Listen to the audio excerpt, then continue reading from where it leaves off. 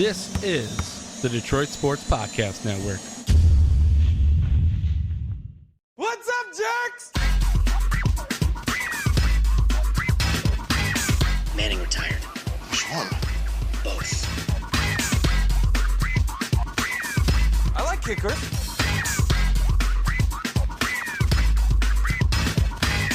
Put him on the board. Hausch Mazzoli. Got it. Championship. Hey, you! Welcome to the Week 2 edition of the Fantasy Nerds on the Detroit Sports Podcast Network, brought to you by the Fan Up Network. As always, I am Jason Jarvie.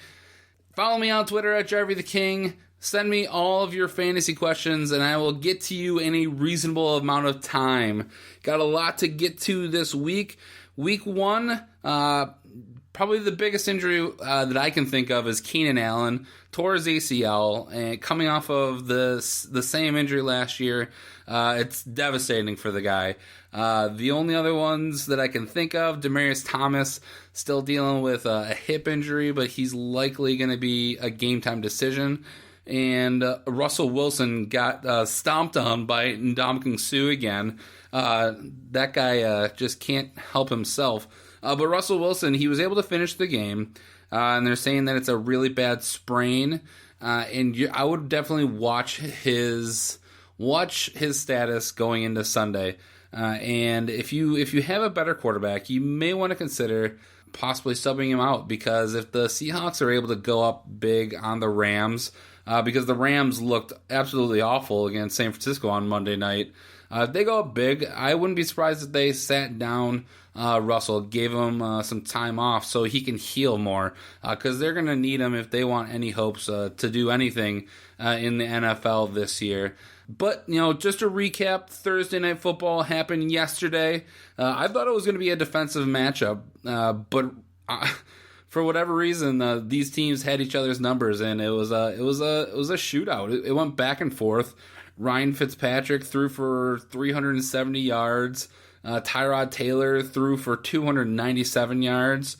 Really didn't expect that. And I don't think anybody else could have really expected that either. Probably, it was good to see Eric Decker get involved in the game. Matt Forte had another really good showing, 100 yards, 3 rushing touchdowns. A little concerned about LaShawn McCoy, but I knew it was going to be a tough matchup going up against that Jets front line. And then Brandon Marshall, little scary moment in the first half, and I was sure, because I drafted him in my main league, and I was sure he was done for the year, but he was able to come back, finish out the game with 100 yards. And then, who did I tell you? I told you it was my sleeper. Quincy Enunwa went out, got 6 receptions and 92 yards. He did the majority of that in the first half. So I'm not saying that he's going to be, you should be starting him every single week, but he's definitely a guy that should be rostered on teams, because there's other bad wide receivers who aren't even doing anything right now. So, that's really the recap of Thursday Night Football going forward. For anybody playing against the Jets, you got to be concerned. You saw what happened to Darrelle Revis. He got burned for an 84-yard touchdown. So anybody who's thinking that, having second thoughts about a guy going up against the Jets, you may have second thoughts. It's only week 2, but it's something definitely to keep in mind that Darrelle Revis looks a step slow this year. Hopefully he can either prove us wrong. Otherwise, it's going to be good news for any receiver going up against the Jets. But let's dive into these week 2 matchups. We got there's some interesting ones, and a couple that might even, there was a shootout on Thursday night with the Jets and Bills. I think there's a couple that could be high scoring games to really pinpoint for fantasy owners. But we'll start with the 1 o'clock games, starting with Cincinnati Bengals at the Pittsburgh Steelers. Going over to Cincy, Andy Dalton came out week 1 against the Jets, had a really good game, and I see that he's probably going to do similar stuff. Kirk Cousins didn't get the production he wanted in week 1 on Pittsburgh, but I think Dalton is he's a little bit more polished than Cousins at the moment. So I think Dalton, I think you can feel comfortable starting him. I think he's going to be pretty good in this game. Moving on down to Jeremy Hill and Giovanni Bernard, I don't feel as strongly about these guys. Jeremy Hill got the touchdown last week, but I think they're still going to start to struggle. This is going to be a hard-fought game, and this could be even one of those games where it goes back and forth, and it's a high-scoring game. They have those kinds of offenses with Andy Dalton to A.J. Green, and then also on the other side with the Steelers. I mentioned A.J. Green I thought he was going to have a bad game last week, but I think that was before, and everyone assumed Darrelle Revis was going to be Darrelle Revis. He obviously was not. A.J. Green had a big game, had a big long touchdown. So I think A.J. Green probably he's going to be a good play this week. You're going to start him. And I like Tyler Boyd in this matchup too. I think he's gonna get on the right track. I think being that number 2 wide receiver in that Cincinnati system, especially with no Tyler Eifert still. On the other side with the Steelers, Big Ben, definitely a good play. I think he's going to get a bunch. You saw what he did week 1. He's just going to keep on doing that thing. There's a ton of people on the Steelers that you can play. D'Angelo Williams is a must start with Le'Veon Bell still slated to come back in week 4. He had an awesome week 1. I think he might have a little bit of a downtick this week going up against a tough Bengals defense. But I still think he's going to be probably in the top 10 of running backs. And then obviously Antonio Brown is a must start. And then the wide receivers after that gets a little murky because I think there's one there who should be started, but then you're not sure who it's going to be. And Marcus Wheaton, they're saying that he's likely to play, but you're not sure how much he's going to be able to do. So if I had to rank the next 3 Pittsburgh wide receivers, I'd actually have to go with Eli Rogers at number 2, and then I'd go Marcus Wheaton, and then Sammy Coates. I was really high on Sammy Coates, but I think the Steelers really want to give Marcus Wheaton a chance to win this number 2 job because they've given him a couple chances, and I think this is really going to be his last chance. Eli Rogers had a pretty solid week 1. And Wheaton is going to have to come in and prove that he's the better he's the best of the number 2 wide receivers on this team. And then Jesse James, the tight end there, I think he's a sleeper tight end this week. You probably didn't draft him. You might have went out in the waiver wire and picked him up. If you're a guy who has Gronkowski or Jimmy Graham or any of the tight ends that didn't do good in week 1, Jesse James I think is a sleeper tight end. He was tied for the second most targets on the Steelers in week 1, and I think Big Ben, if he gets more comfortable with him, you could see more production out of him. Going on to the next 1 o'clock game, you got the Tennessee Titans at the Detroit Lions, my hometown team. I have a lot to say about the Lions because I witnessed them firsthand in Indianapolis last week. But we'll start with the visiting team, the Tennessee Titans. Marcus Mariota, still an up-and-coming quarterback, but he just doesn't have enough to be a starting fantasy quarterback yet. Moving to the running backs, DeMarco Murray clearly got the bulk of the carries, and he got the bulk of the receptions for a running back as well. Derrick Henry was the one who was a little bit more flashier when he was given a chance. I think at this point right now, though, DeMarco Murray is the guy that you want to start, and I see him as a low-end running back too, a flex option. And Derrick Henry, I have trouble starting him at this point because I don't feel comfortable. I don't know what I'm going to get out of him. If I knew exactly that he was going to split 50-50 with DeMarco Murray, then I'd feel more comfortable starting him. But at this point, I see him just spelling DeMarco Murray, and I don't want to start him in fantasy.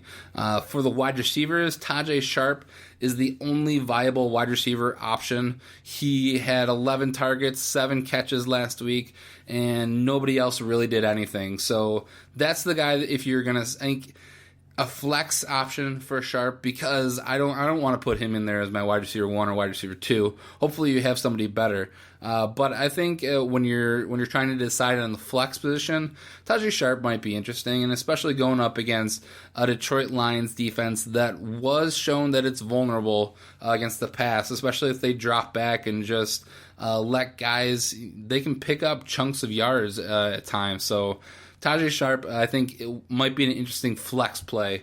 And then Delaney Walker, I think he could be the biggest problem for the Detroit Lions this week. Dwayne Allen and Jack Doyle, they just wrecked the Lions defense. They found seams and they just walked in for touchdowns and 2-point conversions.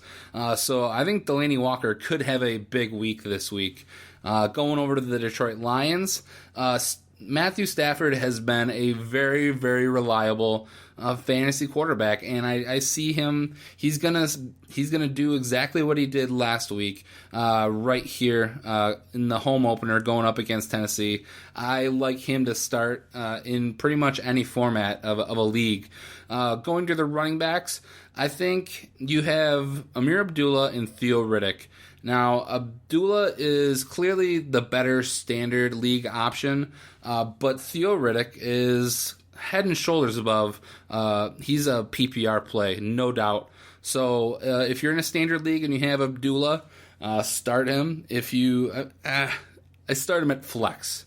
And then Riddick, I think the same. If you're in a PPR league, put him in your flex, and he's going to eat up chunks of yards because Stafford, all that they really did last week, and the thing that was most successful was dumping it off to the running back and getting those chunks of yards. So both of those guys are going to get points for you. Golden Tate and Marvin Jones, the wide receivers. I'd like to think that they're going to get it at some point, but the deep throws just didn't look like they were there yet, and I would still start Golden Tate this week. I think he'll be okay. Marvin Jones, I think he's a low end flex play. I think people were really high on him going into the year, but he, of all the Lions receivers, he had the most targets, but he also didn't catch the majority of those targets. If he would have caught those, the majority of them, he would have had a much better game last week. So that's why I'm a little off on Marvin Jones this week. And then Eric Ebron caught the touchdown last week he's a tight end. I'm going to say a lot of these tight ends are sleepers because we saw last week all these top tight ends just did not perform at all. Greg Olsen was really the only one who did anything. We have Rob Gronkowski sitting out. Jordan Reed didn't do much. So these are guys who you might think about replacing because tight ends, unless you have Rob Gronkowski healthy and actually playing for you, and maybe Greg Olsen or Jordan Reed, it's really a crapshoot with tight ends. So I think Eric Ebron could be a sleeper here if he really has become, in his third year, a really good pass catching tight end. He could do some damage for you on fantasy. Going to the Baltimore Ravens at the Cleveland Browns, Joe Flacco, he could have an interesting game this week. Carson Wentz really lit up the Browns last week, and Joe Flacco has a big arm. If he can get the ball downfield, it could cause some problems for this Browns team, and it could be good for you fantasy wise. I think he's right on the edge for me. I would put him probably somewhere between 10 and 15, and he's likely not going to get started in most leagues, but he could have an interesting game. As for the running back situation in Baltimore, as we've said all along, it's a mess, and I think it's even more of a mess now than the Tennessee Titans, because the Titans at least are rolling with DeMarco Murray. It was a clear split 50-50 between Justin Forsett and Terrence West. So until one of those guys really solidifies his hold on the number one spot, I don't want to start either of those guys. And as for the wide receivers, Steve Smith, really the only guy who you should think about starting in any league, and I'd probably start him at flex if that. Mike Wallace had the long touchdown last week, but you can't count on that for every game. And when you're trying to win your matchup, you want to go for reliability, and Mike Wallace is anything but reliable. Going over to the Cleveland Browns, RG3, they put him on short-term IR, designated for return, which firmly places Josh McCown back in the helm of the Cleveland Browns offense, which doesn't really spell a winning team.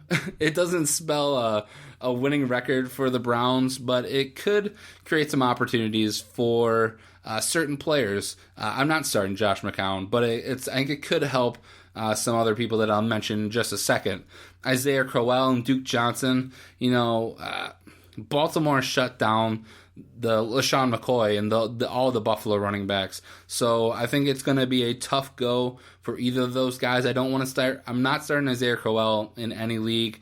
And I think Duke Johnson in PPR is an interesting play. I'd probably put him as a low-end flex player, but otherwise I don't want to start those guys. Similar with Corey Coleman and Terrell Pryor, I think these aren't the guys who are going to really benefit. They may one of them may have a long touchdown, kind of like Travis Benjamin last year, where he would have a stat line of 3 catches for 90 yards and a touchdown. But I think it's too unpredictable to figure out which one of those guys is gonna have that game. So I don't want to rely on those guys. I wouldn't suggest starting them. But the one good player that I think will have a bounce back from week 1 is going to be Gary Barnidge. And he really did all of his damage with Josh McCown at quarterback last year. And I think with him back at the helm, I wouldn't be surprised if Gary Barnidge, he could go out and have a 2-touchdown game because I think it'll be probably a low-scoring game. There's not going to be a whole lot of movement. But if the Browns can get down into the red zone, you can bet me that Josh McCown will find Gary Barnidge. So I think Barnidge will be a good play this week. Going on to the Dallas Cowboys at the Washington Redskins, Dak Prescott had a mediocre first game. And I think he's an interesting play this week. If you're a Tom Brady owner, or if you're a Russell Wilson and you're trying to decide, what might happen. Dak Prescott, I think he might surprise people this week, but more than likely not a starter fantasy wise. Ezekiel Elliott though is a must start. He didn't go out and run for 200 yards, but I think what people saw out of him in week 1 is only a sign of things to come. So Ezekiel Elliott must start in every league. I think he'll have a good game up against this Washington team. And then as for Dez Bryant, my wife had Dez Bryant, and she was complaining to me, how can Dez Bryant only have 1 catch and give me 1 point? This is ridiculous. I'm not panicking on Dez Bryant yet. I think when Romo went down, there was obviously going to be a little bit of time that's going to have to pass for Prescott to really get into the offense. Dez Bryant is too good of a weapon, and he's healthy to really panic on. He might be a buy low person. If there's somebody in your league who has Dez Bryant who's panicking, if you can get Dez Bryant for really cheap, that may be a good trade to make at this point. It's never too early to start trading people. You need to get on this. But then on the opposite side of Dez Bryant, you do have to keep in mind of Cole Beasley. He had 12 targets in week 1, which for any wide receiver is a lot. So it may just be that he got this rapport with Prescott sooner than Bryant did, so that's why Beasley got the bulk of the targets. But he's somebody, if he's not already picked up in leagues, you should probably get him on your roster because he could be a benefit of getting all these targets. And then another guy who seemingly found the fountain of youth again, Jason Witten. Definitely also an easy target for Dak Prescott. He had a great week 1, and I think he'll probably continue unless he starts breaking down, starts with some injuries. Jason Witten will probably be a decent start this week. On the opposite side, you got the Washington Redskins. Kirk Cousins definitely had a disappointing week 1. I think people really expected him to start having a really good season and be one of the top fantasy quarterbacks, and he just didn't perform. I'm not, just like Des Bryant, I'm not panicking just yet on Kirk Cousins because you saw what he did last year, and I think you can't judge everything off of week 1. You can start to sour and start to get worried on people, but you can't just abandon them. So Cousins, I think he's right on the edge of starting. I think if you're in a 12 or 14 team league, Kirk Cousins is probably starting, but if you're in a 10 team league, he might be on the bench this week. At running back, Matt Jones, he came out. He didn't have a great week 1, but he is clearly still the number 1 running back there until he gets hurt again. And he got the bulk of the carries. Chris Thompson had a couple receptions, and really the only person that you're going to start, though, at running back on the Redskins is going to be Matt Jones. And then the wide receiver position, really interesting because Deshaun Jackson got the bulk of the targets, had the most receptions. But then after that, Jamison Crowder, both of those guys had 10 plus targets. So I think Jackson is definitely a starter, and I would really consider Crowder as a flex option in most leagues. And I would really start to consider sitting Pierre Garçon until he comes out and proves that he's a week in, week out, that he's going to get the bulk of the targets. If they keep going to Jackson and Crowder, it's you really shouldn't be sitting. You should be sitting Pierre Garçon. And then Jordan Reed didn't have the great week last week. I've already come out and said that I like Jordan Reed. I think he could unseat Rob Gronkowski this year as the top tight end. And I think he'll get it going. You don't got to worry about that guy. I think he'll get it going on. The next matchup, you got the New Orleans Saints at the New York Giants, and this is one of those matchups that I think is going to go back and forth. We could see 42-35, maybe even higher. You never know. Drew Brees. Anybody who thought that he's another year older and that his arm's just going to fall off, he's still Drew Brees. Threw for over 400 yards and 4 touchdowns in the loss over Oakland last week. So still, you're starting this guy no matter what. And then at running back, the Saints released C.J. Spiller, so Mark Ingram clearly is the guy there. I think he was lower in a lot of drafts, but I think that was because of his injury issues. If he can stay healthy, Mark Ingram could be one of the top running backs for fantasy. He was really on that track last year until he got hurt. So I really like Mark Ingram. You're going to be starting him this week. And then at wide receiver, Brandon Cooks, obviously a starter, and I think you even now have to put Willie Snead. Willie Snead is definitely a starter. I would put him as a high-end flex play, and especially this week because it's going to go back and forth. I think they're going to score a bunch of points on each other. Michael Thomas, I think it's too early to put him in your lineups. If you need to get roster space, I might let go of Michael Thomas just because right now they're rolling with Cooks and Snead. And then Coby Fleener, I've been talking about sleeper tight ends. Coby Fleener is somebody who I am starting to sour a bit on just because I feel like this happened last year with the tight end that they had that they thought was going to be the next Jimmy Graham. And I'm not giving up completely on Coby Fleener, but I am cooling off. If I would probably look at trying to get like a second tight end or maybe moving Fleener, getting as much as I can. But more than likely, leagues are going to be in a buy low for Coby Fleener just because of his production. He isn't doing anything, so you're not going to get a lot for him. So I would advise looking at another tight end, maybe a guy like Jesse James or Eric Ebron. But going over to the Giants, they look like they're going to pass the ball a ton. So Eli Manning, I think he's right at in the bottom of the top 10. And I would consider starting him because you saw what Oakland was able to do against New Orleans last week. Derek Carr is able to pass the ball. Eli Manning is going to be able to do the same thing. And he has a host of wide receivers to throw to. Odell Beckham Jr., obviously you're starting him. You drafted him in the top 5 of your draft.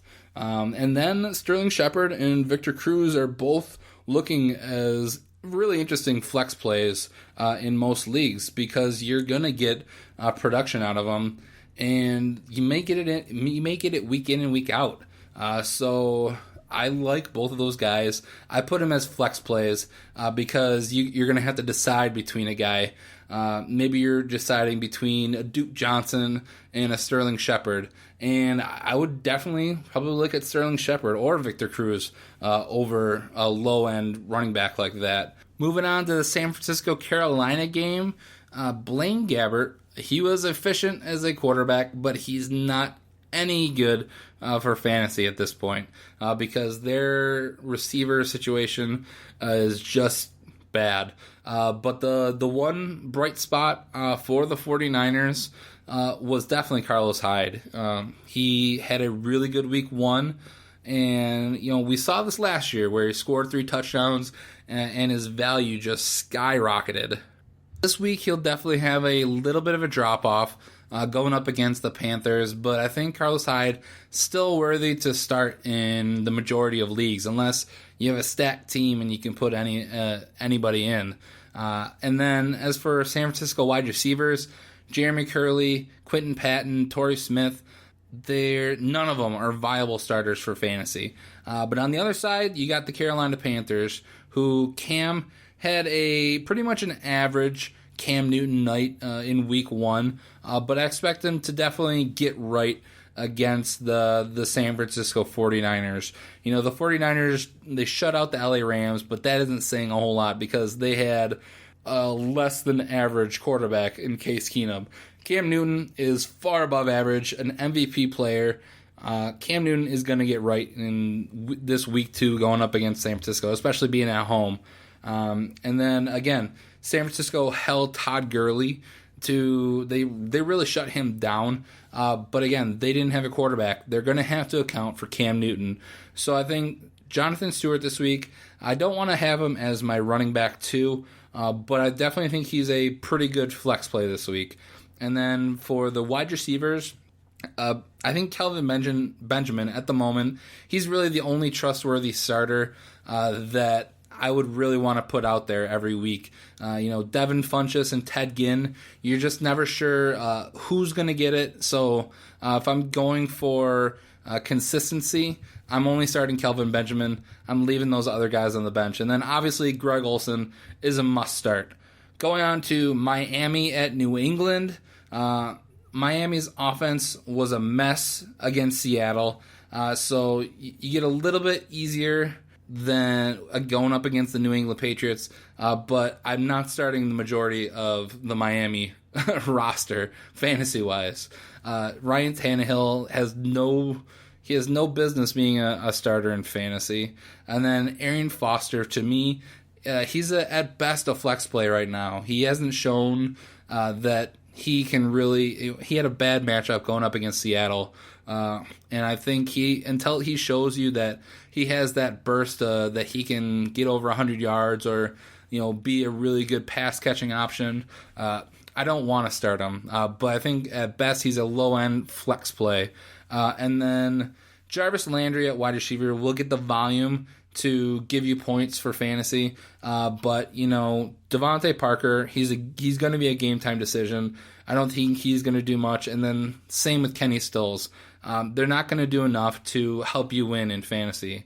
On the opposite side with the Patriots, Jimmy Garoppolo filled in very nicely for Tom Brady, got the win against Arizona in Arizona, but I still don't think he is a fantasy starter. There's other guys who they're just going to perform better. And then LeGarrette Blount at running back, He didn't get a ton. He didn't get a ton of yards. I think he finished with around 70. But what he is a touchdown vulture. If the Patriots get down into the 5-yard line, they're gonna hand it off to LeGarrette Blount, and they're gonna let him run it in. So I think I like Blount as a low-end flex play, just because I think he's gonna get a touchdown at some point. And then Julian Edelman, I think he has to be a start just because he's the number one option on this team. Unless you're stacked at wide receiver and you can bench him for somebody who has a better matchup, Julian Edelman is probably going to get a start in most leagues. And a sleeper wide receiver that I like is Chris Hogan. I said this in earlier podcasts. He's a guy that I like. I kind of see him as a kind of a younger Wes Welker, that he could become that true second option for Tom Brady whenever he gets back. And then Rob Gronkowski, going to be a game time decision. So all you Gronk owners, you're going to have to watch right up until probably 12 on Sunday morning to see if Gronk is going to play, unless they give us some indication, which Bill Belichick, he hates you, as my brother likes to put it. So you're going to have to wait to see if he's going to play. And then Martellus Bennett clearly showed that he's not a viable option at the moment. When Brady gets back, he may be better, but right now, Garoppolo clearly has Edelman and Chris Hogan on his mind before Martellus Bennett. Going to the Kansas City at Houston, Alex Smith, I think he's a sneaky good quarterback play this week. He had a ton of yards last week, and he doesn't make a lot of mistakes. He's known as a game manager. He's really quietly putting up stats, and he's a lot more mobile than people give him credit for. So Alex Smith, he's a sneaky. I would start him if I had. I don't know if it was between. If it was between Russell Wilson and Alex Smith, I might put Alex Smith out there this week. Going up against Houston, who I think. If they can give him time, Smith might be able to get the ball to either Spencer Ware or Jeremy Maclin. And with the aforementioned Spencer Ware, I think he's going to have another good game because Jamal Charles still limited in practice, and I don't think they're going to rush him back just yet, especially with the way Spencer Ware performed in Week 1. I think he might slow down a little bit against Houston, but I think you still have to start him just because of the upside of the guy. And then for wide receivers, Jeremy Maclin, the only viable wide receiver. They have Albert Wilson and Chris Conley. None of those guys are really going to put up fantasy points for you. So Jeremy Maclin, the only guy that you should really feel comfortable starting this week. And then Travis Kelce, he's one of those top 10 tight ends, so you're starting him. On the other side with Houston, Osweiler, he's not a starter yet, but he showed that he could be a dependable backup quarterback because of all the weapons that they had around him. Lamar Miller, his first real game with the Texans, they let him loose, and he had a really good Week 1. But the one thing that does concern me about Lamar Miller is that they gave him the ball so many times, and that it's not a concern right now, but it might be a concern later down the road if he starts wearing down because of the Dolphins. When he was on the Dolphins, they didn't use him this much. So I think the question will be is, can he take all this punishment in a full season? But I think he's going to have a good week against KC. San Diego Chargers were able to run all over them last week. And then at wide receiver, DeAndre Hopkins is a must start.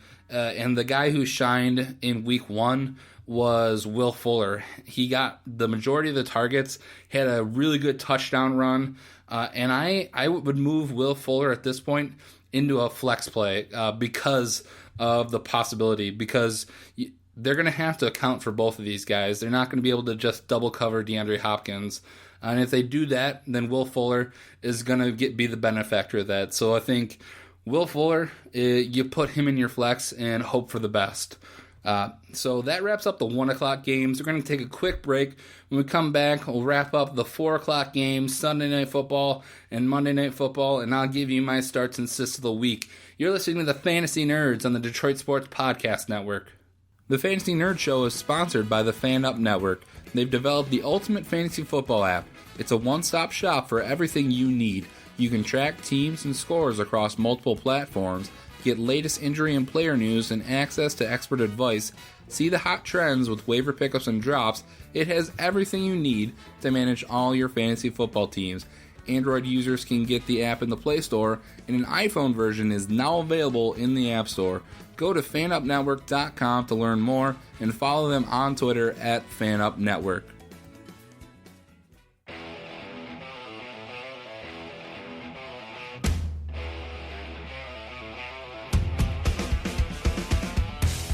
Welcome back to the Fantasy Nerds. Let's wrap up this week's games, and I'll get you my starts and sits, and let's get on with the weekend. So, first 4 o'clock game, you got the Seattle Seahawks at the LA Rams. The first game back in LA since whenever they left LA again, I guess. And it could be interesting, who knows. But I think probably the LA Rams are going to struggle again. If they were so bad against the 49ers, they're definitely going to struggle against the Seattle defense. But the Seattle offense is really what you're concerned about. Russell Wilson, definitely have a lot of concerns about him. He is my quarterback in my main league. I saw the injury that, Ndamukong Suh inadvertently stepped on his heel. He has a bad ankle sprain. He's been out of a walking boot all week, and they're saying that he's going to play in week 1, or in week 2 against the Rams. But it just concerns me if the Rams or if the Seahawks can get up by enough, they may rest Russell Wilson. So that's my biggest concern is if he isn't going to play the entire game, it really hurts fantasy owners. So I would definitely, if you are starting Russell Wilson, keep that in mind that he may not play the entire game. And if he is gimpy, he may have some trouble getting away from Aaron Donald, who, like Ndamukong Suh, is one of the best pass rushing defensive linemen in the league right now. At running back for Seattle, Christian Michael and Rawls, it looks like a complete split. We thought that Thomas Rawls was going to be the starter coming in. Christian Michael had a good preseason, and I don't think either one of those guys is breaking out right now, and especially going up against Seattle, I don't expect either of those guys to have a good game. So I wouldn't, if you can help it, I don't want to start either of those guys for fantasy this week. Doug Baldwin, though, he is a must start. I told you in my King's Decree that I think Doug Baldwin is going to be one of the top receivers this year. Despite Russell Wilson's injury, Baldwin still had a great game, and I think you still have to start him.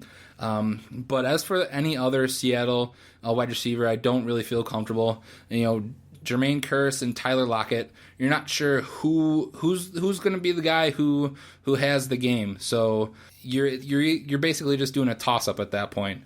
So I don't feel comfortable starting either Kearse or Lockett. And then Jimmy Graham still getting limited reps. So I would keep him on your bench until he's a full go, until you see a week where he's out there for the majority of the snaps and he maybe catches more than one pass. So hopefully if you are somebody who drafted Jimmy Graham, you already had that tight end in mind who was going to be taking the place of Jimmy Graham. On the other side, you have the LA Rams, who at the moment they're just a gigantic joke. They're a bigger joke than the San Francisco 49ers, and they got shut out by them. The quarterback position is a complete mess. You have Case Keenum, who is garbage. And you don't even have the guy who they drafted, number 1 overall, Jared Goff. He didn't even suit up week 1. He was the third quarterback. So until they have any semblance of a quarterback in LA, you're not starting that guy. And the same goes for the wide receivers. The only Rams wide receiver I'd even want on my team at this point is Tavon Austin, just because he is such a talent. And if they can figure out how to use him, then he might have some value. But you're not starting any Rams wide receiver. And then the biggest question mark, and that's got to have some people clenching their butt cheeks, is Todd Gurley didn't have a really good game against the 49ers. Obviously, it's because they were stacking the box because you have Case Keenum throwing the ball. But what's to say he's going to have the same game? It's going to be a tough matchup for Todd Gurley again until they can get any passing game going. You're going to have to hope that Todd Gurley proves that he is special, because you drafted him in the top 5 of most drafts. And I would really look at him, and if you don't have Todd Gurley, try to buy low, because more than likely, whoever drafted him is probably panicking at this moment. So I would try to get Todd Gurley for the lowest price possible in any league, and then hope that he pans out. But the Rams are a big joke at this moment. I don't expect them to do anything fantasy-wise. Moving on to the Tampa Bay Buccaneers at the Arizona Cardinals. This is one of those games I think could be a shootout. You saw Jameis Winston. I told you, he has the possibility of being a top 8 quarterback this year. And what does he do? He goes out and he throws 3 touchdowns. And I would put him in my top 10 this week. I think you definitely got to start him, because the Cardinals definitely looked vulnerable against the Patriots. So I like him in this matchup. For Doug Martin, I think he's going to have a tough matchup, though, going up against the Cardinals. Blunt had the short touchdown, but he didn't have a whole lot else. So I think they're going to have to throw a bunch in this game. I like Charles Sims maybe in a PPR league, but I think Doug Martin definitely going to struggle this week. And then Jameis Winston did a really good job of spreading the ball around, and that's good if you're a fan of the Buccaneers, but it's bad as a fantasy player. So I think Mike Evans really the only wide receiver that I'm going to start for the Buccaneers. I think Vincent Jackson and everybody else you put on the bench, because it's a toss-up of who's going to score. On the other side of the ball, you got the Cardinals. Carson Palmer, he should be able to air it out against the Buccaneers, and I really like the matchup. I think he could have a pretty good week. I would put him in the top 10 as well. Devontae Freeman got shut down by the Buccaneers last year, and I think David Johnson might have a little bit more success than him, but especially if Arizona can get a lead, I would like to see what David Johnson can do at that point. But I think he's not in the top 5. I would put David Johnson still in the top 10 in a matchup. And then wide receivers, Larry Fitzgerald is definitely a starter. He's shown that he is an everyman. He's going to do everything possible to get those Cardinals to win. So Larry Fitzgerald, definitely a starter. And I think, even though I hate him, Michael Floyd is a low-end flex play at the moment. He got the targets, and he showed that he could actually do something. So I like him as a low-end flex play. But then the other guys, I think, because Palmer throws, he spreads the ball around as well. I'm not sure what you're going to get out of him. John Brown would be the only guy that I really felt comfortable, but I still don't want to start him this week. Moving on to Jacksonville at San Diego. I really like Blake Bortles in this matchup. San Diego, their defense looks very suspicious. So Alex Smith was able to put up over 300 yards on him. Just think what Blake Bortles can do with 2 really good wide receivers. So Blake Bortles, I definitely have him in my top 10 this week. I would start him. TJ Yeldon, for the same reason, with Alex Smith and Spencer Ware on the Chiefs. I think TJ Yeldon can also have a really big game because he is a pass-catching threat, especially with no Chris Ivory likely again this week. TJ Yeldon, I think he's a really high-end flex play for most people. And then at the wide receiver, the only 2 that really matter for the Jaguars are Allen Robinson and Allen Hurns. And I would definitely start both of these guys this week. I think Allen Robinson is definitely a wide receiver 1, and Allen Hurns probably moves up into the low-end wide receiver 2, high-end flex play this week. and I like both of those guys. And even Julius Thomas, he's really made his way back into the top 10 of tight ends. So I would start him this week and feel comfortable about it. On the other side with San Diego, Phillip Rivers had a tough week 1. He could get right against the Jacksonville Jaguars, but it definitely hurts that he lost Keenan Allen. It's really hard to replace that kind of a player. So it's yet to be seen of how the replacement wide receivers are going to do this week. So Phillip Rivers, I would put him on the outside of the top 10 this week, but he still could have an okay day. Melvin Gordon and Danny Woodhead were pretty much split down the middle, and Melvin Gordon looked way better than he did at all of last year. But both of these guys, I think, kind of like with the Detroit Lions, where Abdullah I'm starting in standard leagues and Riddick I'm starting in PPR. I think Melvin Gordon has way more value in standard league, and I would start him this week. But on the other side, I think Danny Woodhead in PPR leagues is the much better play here. I think they're going to have decent games. And then at the wide receiver position, I think Travis Benjamin will likely see an uptick with no Keenan Allen. And you might see, Phillip Rivers does like to go on the field. And Travis Benjamin is that kind of a player who he's going to have 4 catches for 96 yards and a touchdown. So I wouldn't be surprised if he had an okay week. He might be a low-end flex play. But then the other guys behind him, the names that you want to look at are Tyrell Williams and Dontrell Inman. But at this point, I'm not really trusting either of those guys to start in my fantasy team. And then Antonio Gates should see some more work. I think he's right on the low part of that top 10 of tight ends right now. And then moving on to the Falcons at the Raiders, I think this is another one of those games. It's going to be a shootout. Atlanta was able to, Matt Ryan was able to put up points against the Buccaneers, and Oakland, they put up a bunch on the Saints, and I think they're going to pretty much do the same thing to each other. So I think Matt Ryan has a great matchup. I think I would put him. He's right on the outside of the top 10, but I think he's one of my sleepers. I think he could have a really good week this week. And then I am a little bit worried about Devontae Freeman. I predicted him to be the top back again this year, and I'm having some doubts already.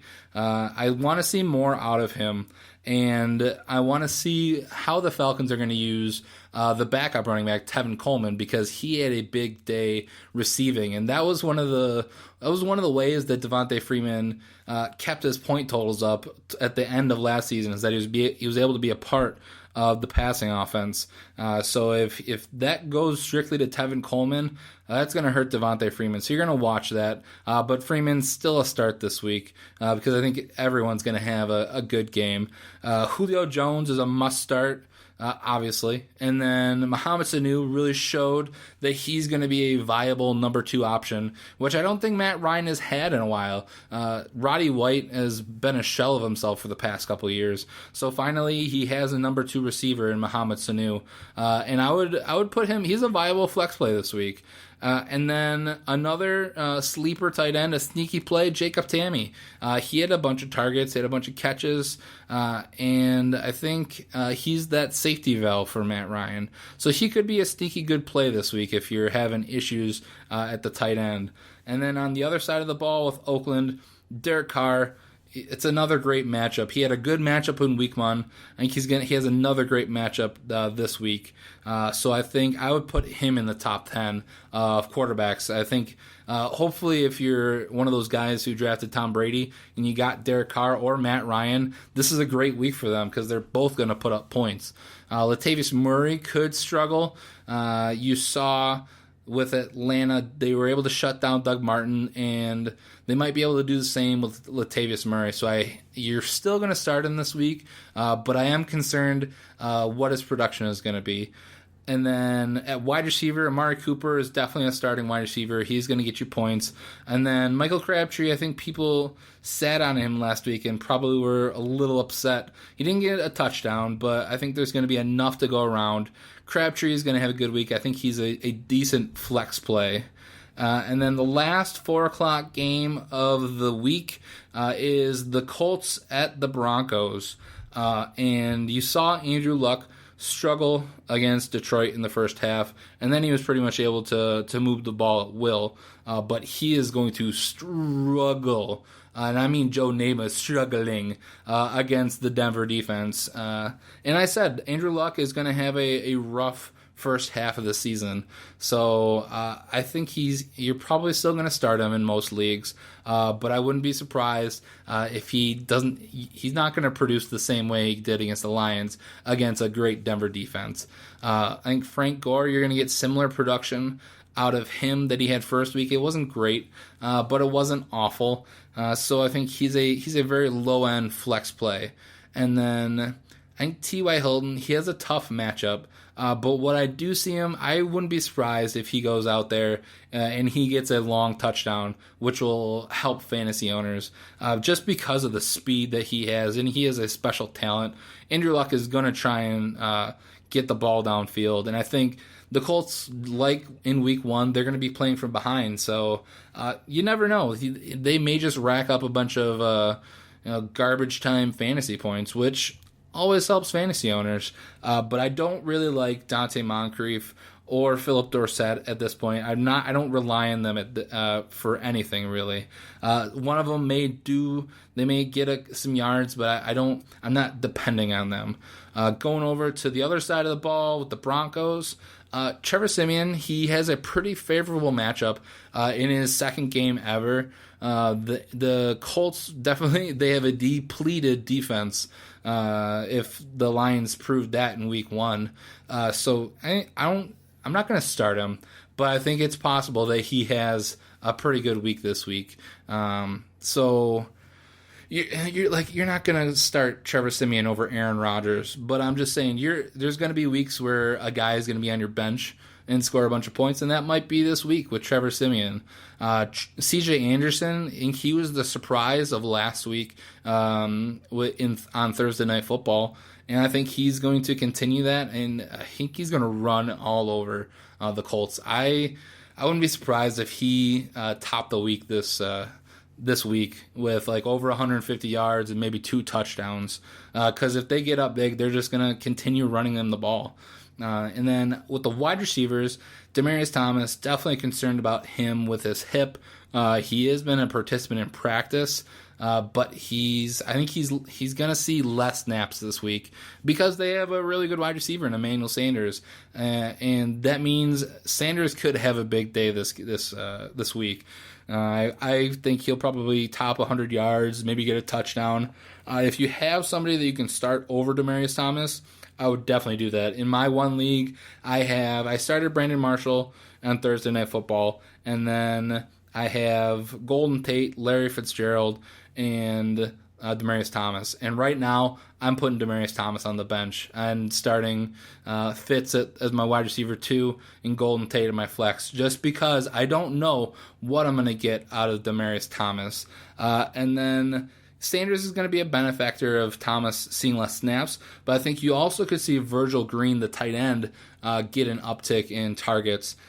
He had a pretty decent week 1, and you could see him, get upwards of 80 yards, maybe 7-8 catches, and hopefully a touchdown. So if you're one of those risky players who wants to go out and find that sleeper tight end like the Doc did last week, Virgil Green may be this week.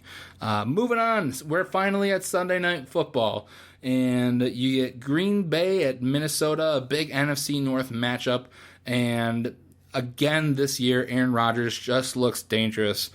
He didn't have a gigantic stat game in week 1, but you just saw that he had the command of the team. So Rodgers is a great play, even up against a good Minnesota defense. And then Eddie Lacy, expectations were high going into week 1. He had a mild first game, and I think he's probably going to struggle again against this Minnesota defensive line. Unless he gets really involved in the passing game, Lacy, I would probably put him as a running back 2 right now. And then Jordy Nelson at wide receiver is a must start. And then Randall Cobb, I could argue him to not start him, but I think more often than not, Randall Cobb is a flex play, definitely. You got to put him in your starting lineup. And then the guy to keep your eye on would be Devontae Adams. He had the touchdown in week 1, and the question was always, can he solidify that number 3 wide receiver position? So if he has another good game in week 2, you should really start to think about having him on your roster, 1, and then considering putting him in as a flex. And then for their at the tight end, last year Richard Rodgers kind of came out of nowhere and kind of had that position. But with Jared Cook and Richard Rodgers, there's just too many guys on that team who are catching balls, and I don't want to start either of those guys for fantasy. As for the Minnesota Vikings, for all of you Adrian Peterson owners, you need to pray. You need to get on your knees and pray to whatever God you pray to that Sam Bradford is going to be the starter, because Sean Hill is absolutely horrible. I think everyone is arguing that, the Vikings aren't that bad. They don't need to trade for somebody. Teddy Bridgewater wasn't that good. Sean Hill is a game manager. Sean Hill looked absolutely horrible in week 1. And you need to hope that Sam Bradford comes in. Even if he knows a quarter of the offense, you're at least going to have to respect the pass at that point, because they didn't have to respect the Vikings passing game in week 1, so they could just load the box. So AP did not have a good game. So hopefully it is looking like Bradford is going to be the starter. But I'm not starting him. But that is good for Adrian Peterson. If Bradford is a starter, I like him in this game, and I think even if they do start loading the box, AP, he'll probably get back on the snide. He'll probably have anywhere between 80 and 100 yards and get at least 1 touchdown, hopefully. And then the only viable receiver for the Minnesota Vikings at this point is Stephon Diggs. There's a lot of hope for Laquan Treadwell. Until you get an okay quarterback with some consistency in there, Diggs is really the only guy who's going to get enough targets and catch enough balls to really do anything fantasy-wise, and that is even only as a flex play. So moving on to the final game of the week, Monday Night Football. You get the Philadelphia Eagles at the Chicago Bears. Carson Wentz, he was really only named as the starter for pretty much 2 weeks, and he came out and he was dropping dimes on the Cleveland Browns. Now, it was against the Cleveland Browns. Chicago Bears are a little bit better, but if you need to start, let's say you have Russell Wilson. I'm in this position right now. I went out and I picked up Carson Wentz as I liked what I saw, and I like having a guy on Monday Night Football to have in my fantasy matchup, because I get to enjoy Monday Night Football and hope that my guy blows up. So Carson Wentz would be an interesting play here. I put him anywhere in the top 10 to top 15.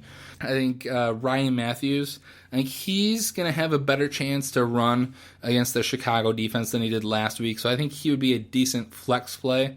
And then Jordan Matthews, he had a big game last week. I think he's a really good flex play this week, maybe even as a low-end wide receiver too.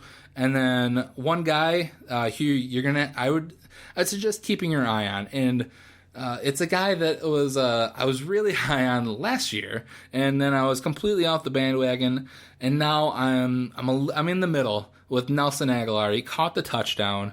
Somebody's got to catch the ball in Philadelphia. So keep your eye on Nelson Aguilar.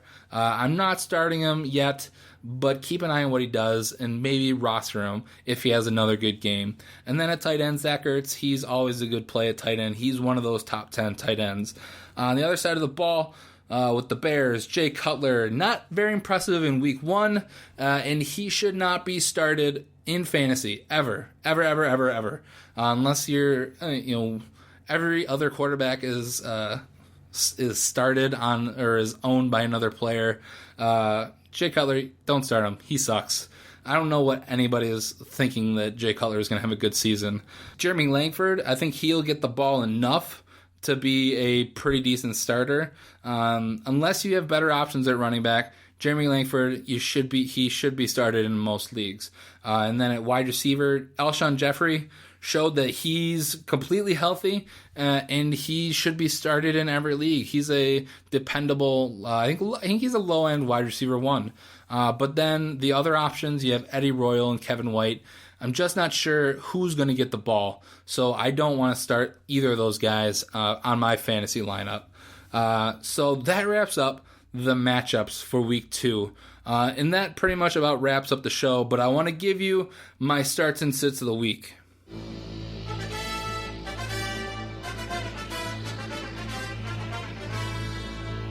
Like I said in week 1, these aren't guys that I'm telling you that you absolutely have to start. I think these are guys who are going to have good games. And now I may say one week that Aaron Rodgers is going to have a bad week, and then I'll have him in this list. But more than likely, you're not going to start. You're not going to sit Aaron Rodgers. So these are just guys who I think are going to have good weeks, or I think they're going to have bad weeks. So starting at quarterback, I think Matt Ryan, he's going to have a really good week against Oakland. You saw what Drew Brees was able to do, over 400 yards, 4 touchdowns. Matt Ryan with Julio Jones and Mohamed Sanu, and then with Devontae Freeman, Tevin Coleman, he's going to be able to put up some points this week. So he would be my start at quarterback for this week. And then my sit is Russell Wilson.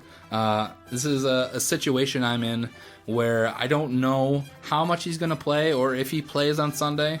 So that's a guy that I don't really want to gamble on. He could come in, he could play the entire game. I'm just not sure what he's actually going to do. So that's why he's my sit of the week. At running back, I like TJ Yeldon going up against the San Diego Chargers. The Spencer Ware was able to just shred the Chargers defense. I think TJ Yeldon is just as good of a running back, and I think he's going to have a good week this week. And my sit of the week, here's where this comes into play. Todd Gurley is my sit of the week. Obviously, you're not going to sit him because you drafted him in the first round of your draft, but I just don't think he's going to have a good week. He struggled against San Francisco, and he's going to struggle against the Seahawks. The Seahawks defense is probably 10 times better. And they're definitely going to key in on Todd Gurley. So I see him, that's why he's my sit of the week. And at wide receiver, Willie Snead going up against the Giants. Again, he had a big week in week 1. And this is one of those games where I think Drew Brees is going to be able to sling the ball around. I think Brandon Cooks is going to have a good game. And I think Willie Snead, he's become a must-start in your leagues at the moment. So that's why he's my start of the week. And then my sit would be Randall Cobb, just because I think Aaron Rodgers loves himself some Jordy Nelson, and then he spreads the ball around every other place. I think this might be one of those games where Randall Cobb gets eliminated from the game. So that's why he's my sit of the week. And that about wraps up this episode of the Fantasy Nerds. I'm ready to get my weekend started. I hope you guys are ready to get the weekend started. We have a full slate of games on Sunday. I'm excited for Michigan State, Notre Dame, Saturday night. I'll be pumped. And until next week, later, nerds.